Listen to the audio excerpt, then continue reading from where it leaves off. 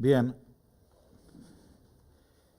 tienen un texto de apoyo, no lo leeré todo. El objetivo es presentar el documento de un modo sintético. Como dice la introducción, el documento fue conocido en mayo del año pasado y lo presentaré en sí mismo, o sea, voy a hacer la lectura de un texto, no mi propia perspectiva teológica, sino exponer lo que nos dice el documento de la Comisión Teológica, que es una obra colectiva, sobre el trasfondo del magisterio del Papa Francisco y el desarrollo reciente de la eclesiología católica. Hay muchas citas del documento. Cuando aparece la letra S, me refiero a este texto. Y por cierto, me ubico en la senda de las tres exposiciones de ayer, de Semeraro, Vitali y Madrigal. El primer punto, son 7 puntos. Lo titulo Una cuestión, muchas cuestiones. Porque como ya hemos visto, la sinodalidad está imbricada con otras nociones. Y además en el magisterio del Papa Francisco es una de las Leitworten, pueblo de Dios, misión, conversión, reforma, sinodalidad. Las afirmaciones que hizo en el discurso del 50 aniversario de la institución del Sínodo de los Obispos, hechas con mucha parresía, nos ayudan a pensar la sinodalidad en la Iglesia. Ya está todo contenido en la palabra sínodo, o bien es una dimensión constitutiva de la Iglesia. ¿Qué significan estas expresiones? Todo lo que Cristo quiere está contenido allí. ¿Qué quiere decir dimensión sinodal? Designa la comunión del pueblo de Dios, designa las asambleas eclesiales, sobre todo episcopales. ¿Cómo se vinculan la sinodalidad con los sínodos? ¿Cuáles son las principales novedades que significa reconocer la sinodalidad para la teología, la pastoral, la espiritualidad? ¿Qué quiere decir en el catolicismo una iglesia sinodal? Estoy en el tercer párrafo, las preguntas. ¿Qué implicancias tiene para el sínodo de los obispos y para los sínodos de las iglesias locales y podríamos decir para tantas instancias intermedias? Son algunas de las cuestiones que ya solo emergen de las principales afirmaciones del Papa Francisco sobre el tema. Pero quiero agregar otras cuestiones. La cuestión inicial se despliega en varias cuestiones. Y son cuestiones, o a veces cuestionamientos, recibidos en el seno mismo de la Comisión Teológica Internacional, que voy a presentar de forma abstracta, porque también se hacen fuera de ella, y también me las han hecho personalmente a mí, sobre todo aquellos que se resisten a la práctica y al lenguaje de la sinodalidad. Si es una dimensión constitutiva, y no hay que tomar en broma la pregunta que voy a hacer porque me la han hecho, entonces hay que hablar de que la Iglesia es una santa, católica, apostólica y sinodal. El autor de esa afirmación ha escrito sobre la sacramentalidad de la Iglesia, no es de España. Y entonces yo le he preguntado, y siguiendo tu lógica, ¿también deberíamos hablar de que la Iglesia es una santa, católica y sacramental? Cuestiones de fondo y cuestiones de forma. ¿La sinodalidad es una concesión de la teología católica a otras eclesiologías? Sobre todo a las doctrinas de la ortodoxia, del anglicanismo, de la reforma. ¿La sinodalidad es una palabra de moda, como lo pudieron hacer desde los años 40? Iglesia Cuerpo de Cristo, luego Iglesia Sacramento, Iglesia Comunión, Pueblo de Dios, Comunión de vuelta, o bien está expresando una realidad permanente que se vive y se expresa de diversas formas en el tiempo. ¿No pone en riesgo el equilibrio católico entre el primado y el episcopado? Estos temas fueron abordados ayer. Y por otro costado, ¿no tiene el peligro de llevar a una cierta teoría sociopolítica en la Iglesia de corte conciliarista o asamblearia o parlamentaria? Son preguntas que se hacen, que no las invento. No estoy de acuerdo con muchas de ellas, pero hay que asumirlas y conversarlas si se puede. ¿No compromete la función de la autoridad jerárquica de iure divino en la Iglesia? ¿No parece que se gira el péndulo de un tinte más monárquico a un tinte más democrático e incluso populista? Son frases que se escuchan muy seguido. Quienes redactamos el documento, una subcomisión de 10 miembros de los 30 que formamos la CTI, escuchamos estas y tantas otras preguntas. Y no hemos pretendido responder todas las dudas, no es el objeto de un documento así, sino hacer un desarrollo teológico coherente desde la teología católica, fijar cuestiones y abrir cuestiones. Por eso digo así, solo brindamos, según el Ordo Discipline, un serio desarrollo metódico, sistemático y sintético sobre el tema. Teníamos un límite en la cantidad de caracteres para hacer el texto, como corresponde. El documento, estoy en la página 2, parte de la renovación del lenguaje producida en el último medio siglo y del cual ayer ya los expositores se hicieron cargo. Página 2. Les pido los que puedan que vayan siguiendo porque no leeré todos los textos. ¿Cómo se combinan sínodo, sinodal, sinodalidad? Ahí tienen un texto de los números 5 y 6 que pertenecen a la introducción. Por cierto, después del Vaticano II, se está dando una nueva comprensión católica de la colegialidad de los obispos y de la sinodalidad de toda la Iglesia. El documento de la CTI, en línea con la doctrina modelada por el Concilio, el Sacrosanto Sínodo congregado en el Espíritu Santo, es un hito en el desarrollo de esta nueva conciencia eclesiológica. Punto 2. La sinodalidad como caminar juntos por el camino de Cristo o por el camino que es Cristo. Primer párrafo decimos que es un texto de eclesiología y ahí notarán cómo el texto procuró integrar aportes de todas las disciplinas teológicas en la medida de lo posible, desde la exégesis bíblica al derecho canónico o a la liturgia. Se puede leer allí. Lo que importa es el segundo párrafo que habla de la estructura del documento, con una introducción, 4 capítulos y una conclusión. Y ahí es el sentido que tiene que esté el esquema puesto en la pared. Se ve poquito, ¿no? ¿No se puede ampliar? ¿No se amplía? Pero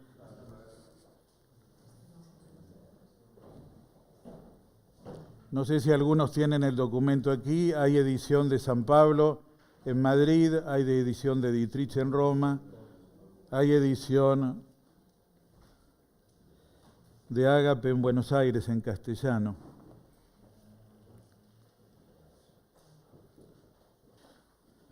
Los documentos de la comisión se promulgan cuando son publicados en el sitio web de la misma, en la página del Vaticano. La redacción original fue hecha en italiano, la primera traducción fue hecha en castellano desde Buenos Aires, la segunda fue hecha en inglés. Esos 3 están. También están preparadas las traducciones en francés, en alemán y en portugués. Todavía no las han subido. El documento tiene, como vemos, una introducción donde aparecen las palabras que están en juego en nuestro tema y sobre todo el horizonte abierto por el Concilio Vaticano II. Como es un tema con mucho contenido histórico, no, por mí está bien, con mucho contenido histórico. Hemos visto, siguiendo el método habitual en la teología católica, de remontarnos a las fuentes de la revelación y su transmisión en la tradición de la Iglesia.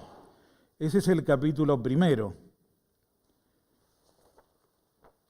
La sinodalidad en la Escritura, los testimonios de los padres y la tradición en el primer milenio, que es fontal y fundante, y el desarrollo de la praxis sinodal en el segundo milenio, la historia de la vida conciliar de la Iglesia, incluyendo brevemente también algún desarrollo sobre las iglesias nacidas de la Reforma, antes de la ortodoxia.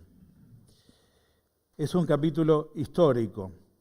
El segundo capítulo esboza una teología de la sinodalidad desde sus fundamentos teologales y en sintonía con la enseñanza del Concilio Vaticano II. Verán las expresiones que se repiten: Iglesia, pueblo de Dios, comunión, sinodalidad, en la comunión católica, en la comunión apostólica, participación, autoridad, es decir, a partir de las fuentes teologales de la Iglesia, hecha a imagen de Dios unitrino, se piensa la sinodalidad del pueblo de Dios peregrino y misionero con especial referencia a las propiedades de la Iglesia, según ya están confesadas en el Niceno Constantinopolitano. Ese es el capítulo segundo, es el corazón teológico del documento. Algunos pensaban que así debía terminar el documento, tener un desarrollo mayor de cada uno de esos puntos.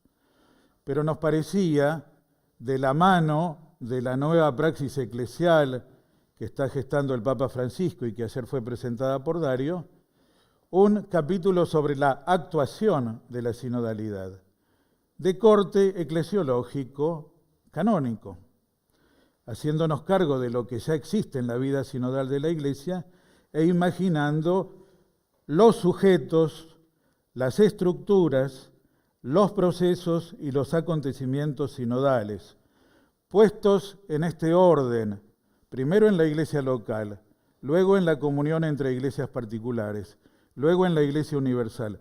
Así asumíamos el orden dado por el discurso del Papa el 17 de octubre del 15, pero somos conscientes que así estamos presentando un orden del tema que no era frecuente en los últimos 30 años. Esto es una decisión a fondo del documento. Y al mismo tiempo, tratar de recibir de la tradición oriental y de la tradición latina los motivos espirituales y también las estructuras canónicas que expresan la vida sinodal. Por eso verán ahí en ese capítulo tercero citados permanentemente el Código de Derecho nuestro y el Código de Cánones de las iglesias orientales. La realización o actuación a partir de la vocación sinodal del pueblo de Dios. La sinodalidad en la iglesia particular, pasamos a la otra página, a partir del sínodo, institución sinodal antiquísima, el sínodo diocesano, otras estructuras, los llamados consejos conciliares de comunión, o bien incluso la vida sinodal a nivel de comunidades más pequeñas como la parroquia. Luego viene la sinodalidad en las iglesias particulares a nivel regional, los concilios particulares, las conferencias episcopales, los patriarcados y los consejos regionales de conferencias en la Iglesia latina y de patriarcas en las iglesias orientales. Es decir, cubrimos un amplio espectro que va desde la provincia eclesiástica hasta consejos continentales o regionales.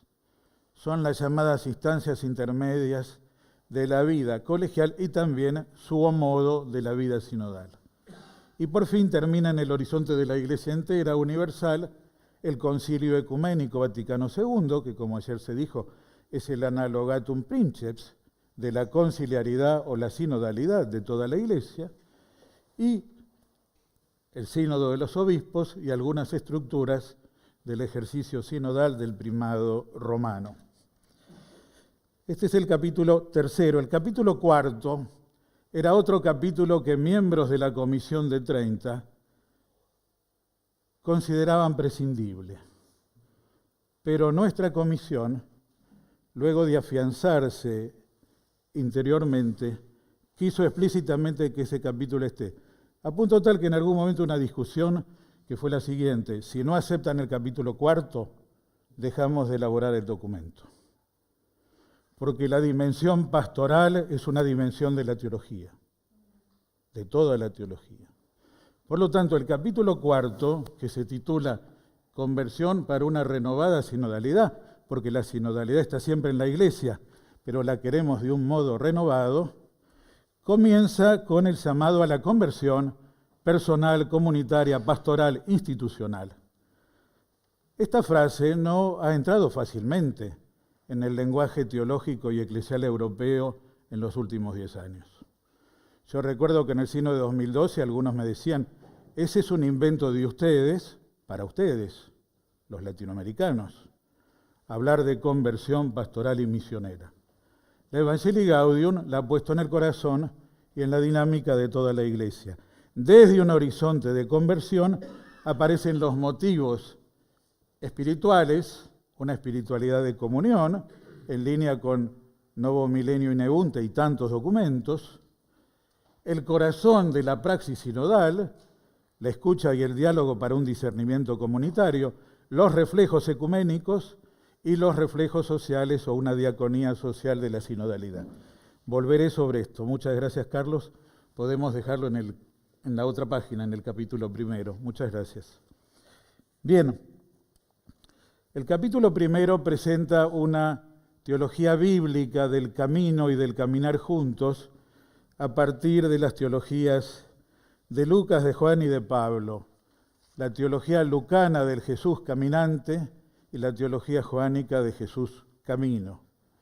Y en él caminamos nosotros. Ahí tienen el texto del documento 6, que no leo, en la página 3. Es una síntesis de tradiciones. Esto está más tratado en el texto. O bien, fijando la mirada en Jesús, el camino, la Iglesia es la comunidad de los que siguen el camino del Señor. Hechos 9:2 y tantos otros textos del libro de los Hechos.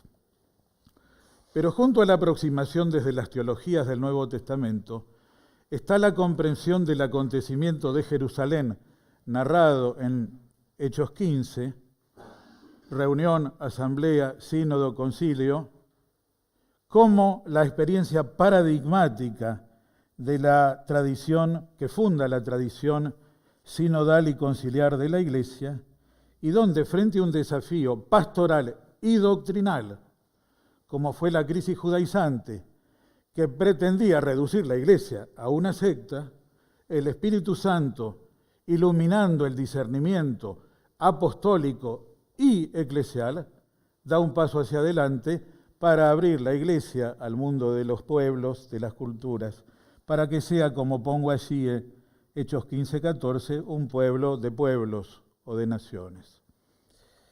El número 20 reconoce este gran acontecimiento sinodal de la Iglesia Apostólica. Los fundamentos o las fuentes de una eclesiología católica de la sinodalidad, punto 3, también están dados en el capítulo segundo. Solamente los resumo. Ya sabemos qué significa sínodo como caminar juntos o hacer un camino común bajo la guía del Señor resucitado y el impulso de su Espíritu, y cómo la comunión de la Iglesia está formada a imagen de la comunión trinitaria. En la patrística griega nosotros encontramos que sínodos designaba a veces el camino común, a veces la asamblea reunida, y otras veces era sinónimo de la comunión o la comunidad eclesial. Estoy en la página 3. En ese contexto citamos la famosa frase de San Juan Crisóstomo, comentado por Monseñor Semeraro en un interesante artículo en el Observatorio Romano Italiano, comentario del Crisóstomo al Salmo 149, que expresa a la Iglesia como sínodo, es decir, como compañía como coro y como sistema. Es nombre de la Iglesia, sínodo, e Iglesia es nombre de sínodo. Y tratamos de asumir en el capítulo 2 y luego en todo el documento estas dos dinámicas: caminar juntos por el camino que traza el Señor y reunirse juntos en asambleas para celebrar, discernir y anunciar. Paso a la página 4. Estos dos movimientos, caminar y reunirse, corresponden a un proceso vital. Nosotros andamos y paramos. Hay movimiento y hay respiro. Es decir, la Iglesia sigue la senda del Señor en el camino evangelizador al servicio de la humanidad y hacia su plenitud escatológica, pero se detiene bajo la guía del Espíritu para discernir los mejores caminos de la evangelización. Ahí está el texto del documento 120.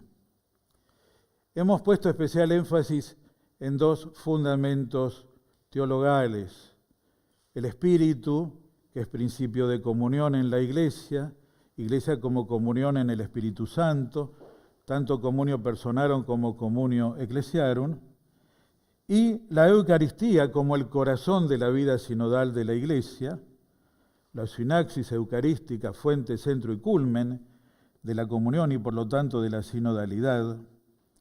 Y para esto hemos estudiado toda la tradición litúrgica de los sínodos, desde los más antiguos, y hemos encontrado al menos que hay siempre tres elementos: la plegaria, la epíclesis al Espíritu, ad sumus Domine Sancte Spiritus; la entronización de la palabra de Dios en el corazón de la asamblea.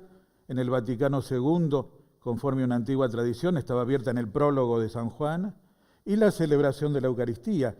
De ahí que los sínodos se celebren, los concilios se celebren, no solamente se hagan. Bien, el encuadre del texto es la eclesiología del Concilio Vaticano II. Estamos entre eclesiólogos, no lo voy a desarrollar. Simplemente quiero señalar en el primer párrafo que no nos apoyamos tanto o solo en el capítulo 3 de Lumen Gentium, que habla de la institución jerárquica de la Iglesia, particularmente del episcopado, su sacramentalidad, su colegialidad y su relación con el primado, luego la vida de los obispos, sino que nos apoyamos en primer lugar en la secuencia de los 3 primeros capítulos de la Lumen Gentium. Como decía Congar, la secuencia, el orden, es tan importante como los contenidos.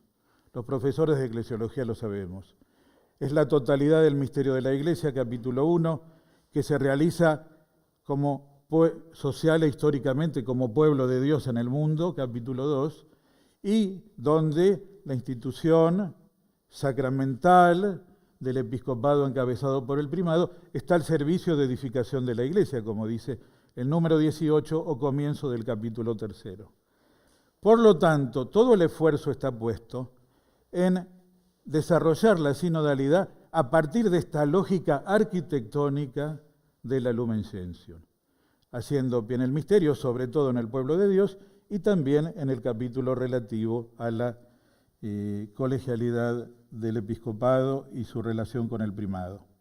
Esto nos lleva a una eclesiología sinodal del pueblo de Dios, donde todos los bautizados y bautizadas somos compañeros del Señor.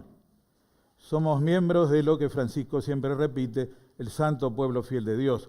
Toma la frase de Lumen Gentium 12a, santo pueblo de Dios, y le agrega el adjetivo fiel, porque es el pueblo de los creyentes, que se expresa en el sensus fidei fidelium. Paso de página y tienen el texto 55, todos somos compañeros de camino, los discípulos misioneros.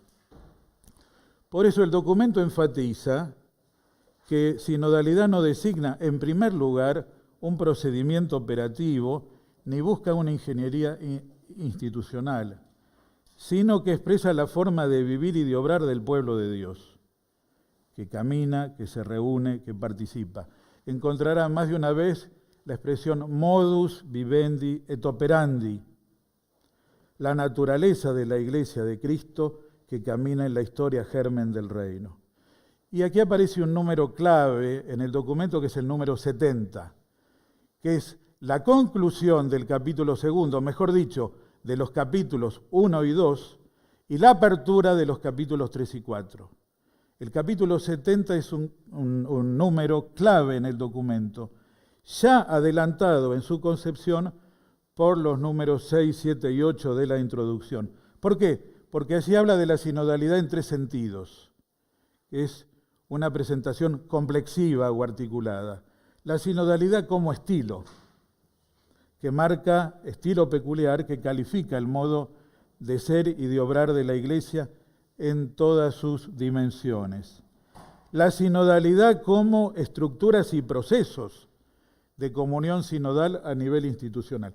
Ya se indicó ayer desde la ponencia de Semeraro el significado de los procesos en la Iglesia para Francisco.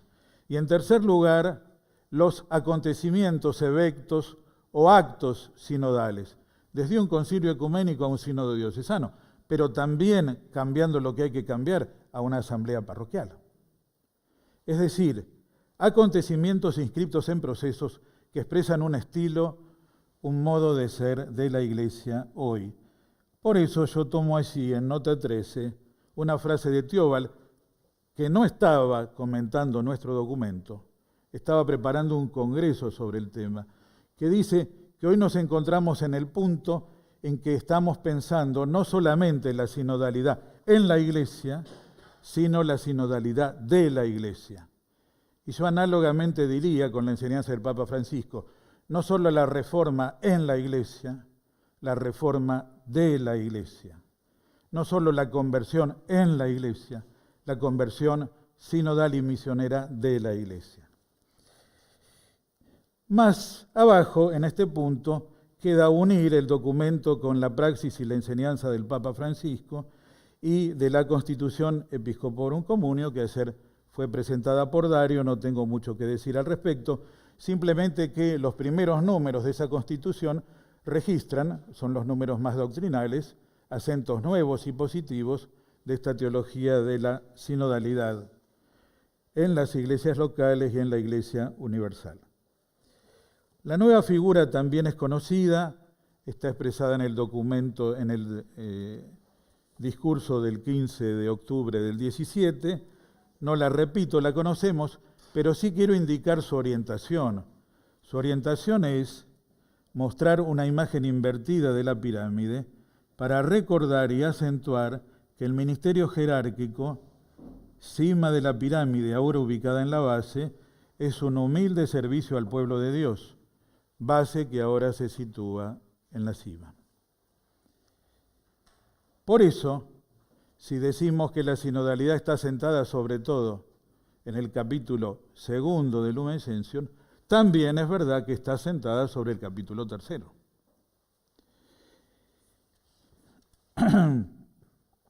Aquí el documento juega desde el capítulo segundo con el sensus fidei de todo el pueblo de Dios y desde el capítulo tercero con la colegialidad apostólica y sacramental del episcopado en comunión con la sede de Roma. Sabemos que Lumen Gentium usa más veces sede de Roma que obispo de Roma en el capítulo tercero. Y la rica dialéctica tridimensional entre todos los miembros del pueblo de Dios, algunos que han recibido el carisma y el ministerio del servicio de la autoridad, y uno que preside, sea en la iglesia local, sea en la iglesia universal, sea con diversas variaciones según las tradiciones eclesiales. Esto está desarrollado, como pongo en la nota 19, por varios aportes importantes de libros de Dario Vitali. Una iglesia sinodal es una iglesia participativa y corresponsable. Luego de la nota 76, aparecen las relaciones de la sinodalidad con la comunión eclesial. La sinodalidad la realiza y la expresa en la historia, como con la colegialidad, que designa el modo propio de comunión entre los obispos y que se redimensiona en la sinodalidad de todos los bautizados y bautizadas. Palabra que en el documento aparece con mayúsculas. Bautizados, bautizadas. Con mayúsculas. Y ejemplificamos este intercambio virtuoso entre todos, algunos y uno, hablando de la sinodalidad en la Iglesia diocesana. Dan vuelta a la página número 79 del documento. Al mismo tiempo, la CTI insiste en que debemos evitar el clericalismo de cierta cultura eclesiástica. En rigor es más fuerte, dice que hay que evitar el peligro de secularizar a los clérigos y clericalizar a los laicos, pero pone el acento en el clericalismo. Y está claro, mal que le pese a alguno que ha hablado estos días, que para el Papa Francisco la sinodalidad se mete a fondo con el problema del clericalismo en la Iglesia.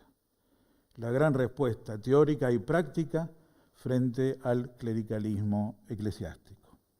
Al mismo tiempo, queda de manifiesto en estos años las relaciones entre reforma y sinodalidad, o sinodalidad y reforma en nota 22, un texto conocido por todos donde trabajamos 30 profesores de distintos continentes. Los dos puntos finales. Toda la Iglesia existe para evangelizar. Ahora se consultará sobre la curia, que si existe, existe para evangelizar, ¿no? La curia romana existe para evangelizar, como toda la Iglesia. Aquí, el documento final del Sínodo sobre los jóvenes acuña la interesante expresión sinodalidad misionera de la Iglesia. Así como tenemos conversión misionera o reforma misionera, ahora sinodalidad misionera de la Iglesia. Y de este modo se están recogiendo grandes intuiciones que los principales teólogos que actuaron en el Vaticano II nos recordaron, ahí citó a Karl Rahner, acerca del principio sinodal y colegial en una iglesia semper reformanda. Yo sobre el tema de la reforma en Francisco siempre repito el número 3 de Laudato Si, que está ahí al final de la página 7. Dice que escribió en Evangelii Gaudium a los miembros de la Iglesia en orden a movilizar un proceso de reforma o conversión misionera todavía pendiente. Dejo de lado las referencias a Congar, a la tradición sinodal latinoamericana, a la conversión pastoral y al momento central de escucha, diálogo y discernimiento en común, a mediados de la página 8, voy terminando. Los números 110 a 114 van al corazón vivo, diríamos, humano y teologal, la dimensión espiritual de la sinodalidad, que es la capacidad de escuchar, dialogar y discernir en común, bajo la guía del Espíritu. Último, el documento tiene reflejos ecuménicos, el ecumenismo aparece, esto será tratado luego, así que solo lo indico, en el capítulo primero como historia y en el capítulo cuarto como desafío. Y cómo, recogiendo los mejores documentos de los últimos años, como el de Chieti o el que apunta hacia una visión común, la sinodalidad se constituye en una oportunidad, en un kairos, para avanzar juntos en el diálogo en favor de una unidad más plena. La dimensión cultural B de la sinodalidad es muy importante porque vemos cómo las formas históricas de realización de la sinodalidad han variado según cada tiempo y lugar. Y aquí sobre todo porque pensamos el componente cultural de cada iglesia particular y de las iglesias particulares que están en comunión entre sí. Un punto central, yo cito ahí el número 85, porque reagrupamientos entre iglesias particulares puede significar desde una provincia eclesiástica hasta un país, hasta un continente o hasta parte de él, a partir de vínculos histórico-culturales comunes. Aquello que Adyentes 22b y también Lumen Gentium 3740 llama un gran territorio sociocultural. Por último, hay referencias aquí a la diaconía social de la sinodalidad para cultivar la justicia, la paz y el cuidado de la casa común, al servicio de todos, especialmente de los pobres.